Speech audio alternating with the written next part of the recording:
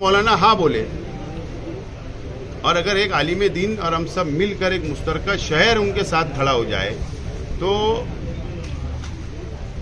तन मन धन हम सब लगाने के लिए सलाह मशवरा करने वाले हैं। तो अभी राष्ट्रवादी कांग्रेस पार्टी शरद पवार साहब के गठ की आज यहाँ पर तमाम ही पार्टी के उहदेदारान, तमाम ही सेल के सदर, साबिक कारपोरेटर और इच्छुक उम्मीदवार और जिम्मेदार, इनकी आज हम लोगों ने मीटिंग ली थी और मीटिंग के अंदर पार्लियामेंट के इलेक्शन के ताल्लुक से चर्चा की गई, सलाह मशवरा किया गया और ये बात तय की गई कि मौलाना उमरैन साहब 2 दिन में अपना फैसला लेने वाले हैं, इलेक्शन लड़ना है उनको या नहीं लड़ना है। उनके फैसले के बाद हम लोग दोबारा जनरल मीटिंग लेंगे। अगर उनका फैसला हाँ में आएगा तो मीटिंग लेकर सलाह मशवरा करके उनको हिमायत देना है, ऐसा सलाह मशवरा किया जाएगा। नंबर 1। नंबर 2, अगर मौलाना ने नहीं कहा तो भी मीटिंग ली जाएगी और उसमें मुझे इलेक्शन लड़ना है या नहीं, उस पर भी सलाह मशवरा किया जाएगा। और अगर नहीं लड़ना है तो इंडिया आघाड़ी कांग्रेस पार्टी के उम्मीदवार के ताल्लुक से भी सलाह मशवरा करके हमारी शरायत के ऊपर इलेक्शन में उनको हिमायत देना चाहिए या नहीं देना चाहिए, इसका तमाम ही चीज़ों का फैसला 2 दिन के बाद होगा। मौलाना उमरैन के फैसले के बाद ये फैसला आज किया गया और 3 मई को शहर में एक बड़ा जलसा लेने का भी फैसला हुआ है। उसकी जगह वगैरह हम लोग आपके ज़रिए आवाम को बताएंगे और एक कमेटी बनाने का इख्तियार मुझको दिया गया है।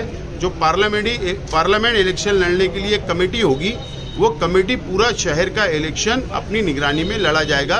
ये आज फैसला हुआ है, इसीलिए आज की मीटिंग रखी गई है। दिन ईद कितने बचे आसिफ साहब? दिन काफ़ी कम है ना, आप भी देरी कर देंगे, वो भी देरी कर देंगे, तो कैसे तैयारी होगी? इतनी बड़ी कॉन्स्टिट्यूंसी में घूमना है।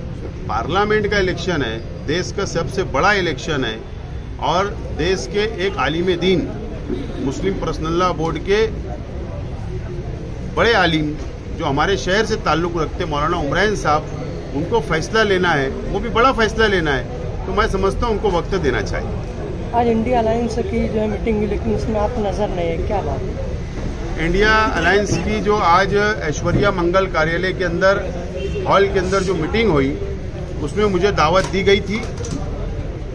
डॉक्टर शोभा बच्छाव उन्होंने कल मुझसे मुलाकात की, इनविटेशन दिया, दावत दी गई थी, लेकिन मैंने वहाँ पर जाने इसलिए नहीं मैं गया कि जब तक मौलाना उमरैन साहब का फैसला नहीं आ जाता वहाँ जाना आज ठीक नहीं था। नहीं तो कल हम इनको भी बता रहे हैं कि हम आपके साथ रहने के लिए तैयारी बता रहे हैं और कल उनके भी साथ बैठ के हमने स्टेज पे बैठ के तैयारी बताना, फिर तीसरा उम्मीदवार कल आएगा हमारे साथ बैठो, तो ये ठीक नहीं है। इसके लिए आज मैं नहीं गया। मौलाना उमरैन के फैसले के बाद ही मैं कहीं भी स्टेज पे जाकर बैठूंगा। महाराष्ट्र में 48 लोकसभा की सीट है, इंडिया अलायंस ने एक भी मुसलमान उम्मीदवार को नहीं दिया। अगर मालेगांव से मौलाना उमरैन ख्वाहिशमंद है या आप ख्वाहिशमंद है तो इंडिया अलायंस को हर्ज क्या है? क्या लगता है आपको? इस देश के अंदर तो मुसलमानों का ये हाल है कि जब इलेक्शन आता है तो यतीम खाने से बच्चे को निकाला जाता है और जब इलेक्शन खत्म हो जाता है तो यतीम खाने में दोबारा डाल दिया जाता है उसको। यह हालत मुसलमानों की इस मुल्क में है। बहरहाल देना चाहिए था, नहीं दिया गया।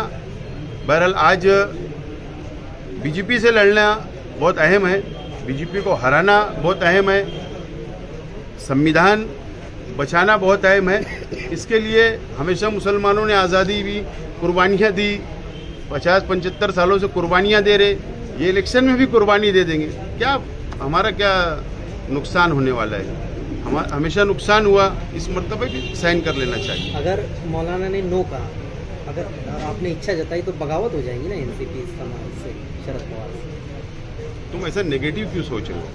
पहले पॉजिटिव सोचो कि मौलाना हाँ बोले और अगर एक आलिम दीन और हम सब मिलकर एक मुश्तरका शहर उनके साथ खड़ा हो जाए तो तन मन धन हम सब लगाने के लिए सलाह मशवरा करने वाले हैं। तो अभी नेगेटिव मत सोचो, पॉजिटिव सोचो। मौजूदा एमएलए मुफ्ती इस्माइल ने कहा कि मौलाना उमरैन, मेरे मुखालफिन जो है मौलाना उमरैन और मुझ में इख्तिलाफ पैदा कर रहे हैं, क्या कहें? भले आपस का घर का झगड़ा, उनके घर के बर्तन आवाज कर रहे, आवाज।